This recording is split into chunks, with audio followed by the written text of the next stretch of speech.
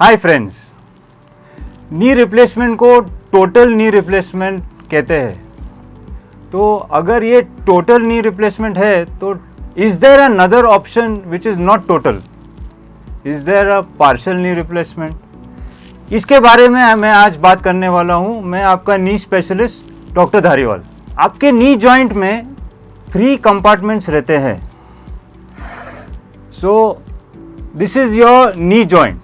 अगर हम knee joint को खोल के देखते हैं, सो देर आर 3 कंपार्टमेंट। एक कंपार्टमेंट है इनसाइड, एक कंपार्टमेंट है आउटसाइड और एक कंपार्टमेंट है नी कैप के साथ। ये आपका नी कैप, और आपका नी कैप जो मूव होता है वो हो गया 3rd कंपार्टमेंट। नाउ कई बार आर्थराइटिस में तीनों कंपार्टमेंट डैमेज हो जाते हैं। जब 3 कंपार्टमेंट डैमेज है तो उसमें तो कोई डाउट ही नहीं है, आपको टोटल नी रिप्लेसमेंट या रिप्लेसमेंट ऑफ ऑल 3 कंपार्टमेंट्स करना ही पड़ेगा। लेकिन कई पेशेंट्स में जो ऑस्टियोआर्थराइटिस शुरू होता है वो एक ही कंपार्टमेंट से शुरू होता है, और कई पेशेंट्स में वो एक ही कंपार्टमेंट को रिस्ट्रिक्ट भी हो जाता है। Usually it is the inside compartment, ये जो अंदर का कंपार्टमेंट है वो ही डैमेज होता है। तो अगर ऐसा है तो why we should change all the compartments? Is there any advantage of changing only one compartment? तो इसके बारे में कैसा है, total knee replacement major surgery है। काफ़ी मसल कट होता है, काफ़ी बोन निकाला जाता है, ब्लड लॉस होता है। मसल कट होने की वजह से पेन और वीकनेस पेशेंट्स फेस करते हैं। So if we can change only one compartment, this is the surgery. It is known as a unicondylar knee replacement. तो इन दिस सिर्फ अंदर का कंपार्टमेंट, जैसे आप यहाँ देख सकते हो, सिर्फ अंदर का कंपार्टमेंट चेंज हुआ है। जो बाहर का कंपार्टमेंट है, जो नी कैप वाला कंपार्टमेंट है, वो जैसा है वैसा ही है, वो ऑलरेडी अच्छा है, उसको हम चेंज नहीं करते हैं। ये सर्जरी के डेफिनेट एडवांटेजेस है।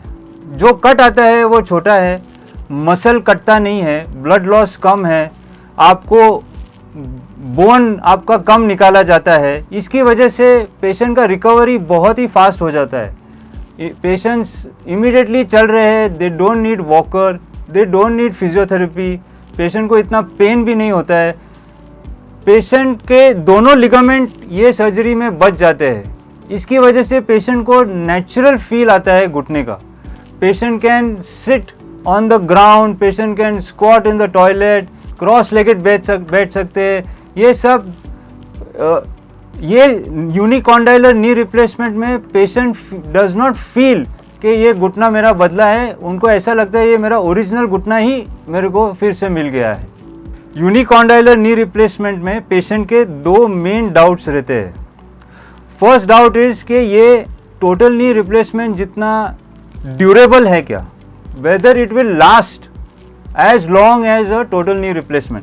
टोटल नी रिप्लेसमेंट चलता है 15-20 सालों के लिए।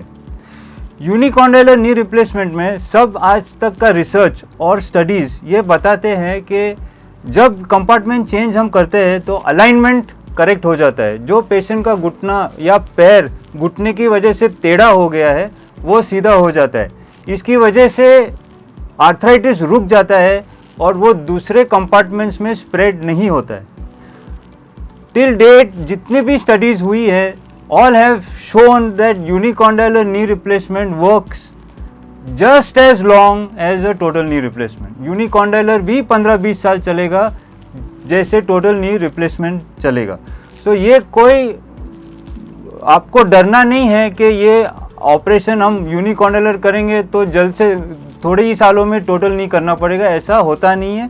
आपके जो कंपार्टमेंट्स अच्छे हैं वो अच्छे ही रहेंगे और उनका डिजेनरेशन बहुत स्लो हो जाता है। And the revision knee unicondylar का जो रिवीजन होता है that is more because of the normal wear and tear of the unicondylar replacement which happens after 15-20 years rather than damage to other compartment. So ये यूनिकॉन्डाइलर knee replacement हम कौन से patients में कर सकते हैं?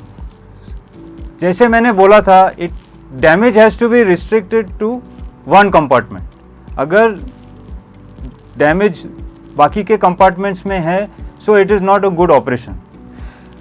कई बार 9 आउट ऑफ 10 टाइम्स कोई प्रॉब्लम नहीं आता है। 10% हम ऑपरेशन में जब घुटना खोलते हैं तो हमें दिखता है कि दूसरा साइड डैमेज्ड है, वो टाइम पे हम यूनिकॉन्डाइलर नहीं करते हैं और we shift to a total knee replacement, but this is rare. Generally हमारे प्री सर्जरी प्लानिंग और असेसमेंट में हमें क्लियर हो जाता है कि ये पेशेंट यूनिकॉन्डाइलर के लिए ठीक है और टोटल नी नहीं लगने वाला है। यूनिकॉन्डाइलर पेशेंट का जो एज ग्रुप रहता है, they are 2 age groups. One is a young patient. Young patient जो रहता है 45, 50, 55 ईयर्स, जनरली उनका आर्थराइटिस शुरू हुआ है एक कंपार्टमेंट में, बाकी के कंपार्टमेंट्स में ठीक है, and they are good candidate for unicondylar knee replacement, और उनका total knee replacement can get delayed by 15-20 years. Another age group which is important is the very old age group. हमें कई बार दिखता है कि जो 75, 80, 85 ईयर्स के जो पेशेंट है, उनका भी एक ही कंपार्टमेंट डैमेज होता है। उनके लिए ये बहुत ही अच्छा सर्जरी है, क्योंकि वो एज में रिस्क ज़्यादा रहता है। पेशेंट्स को जनरली बाकी की बीमारियां रहती है, diabetes, blood pressure, heart problem, bypass हुआ है, स्टेंट लगा है, तो उनका fitness for total knee replacement वैसे भी थोड़ा प्रॉब्लमेटिक है। तो ये जो छोटा ऑपरेशन है जिसमें कम कटिंग है, कम ब्लड लॉस है, ये वो टॉलरेट करते हैं, ये उनके लिए बहुत ही सेफ हो जाता है, और we can give a good lasting solution without increasing risk in these very old patients. To conclude, यूनिकॉन्डाइलर is a great option. इसके बारे में आपको पता होना चाहिए। आप आपके डॉक्टर को पूछ सकते हैं। अगर आपका घुटना इतना ख़राब नहीं है और अगर आप चाहते हो कि आप नीचे बैठ सको, ये ऑपरेशन बहुत ही अच्छा है। ये ऑपरेशन से रिकवरी अच्छा है, पेन कम है, स्वेलिंग कम है, फिजियोथेरेपी नहीं लगता है, वॉकर नहीं लगता है, and you can experience a normal knee.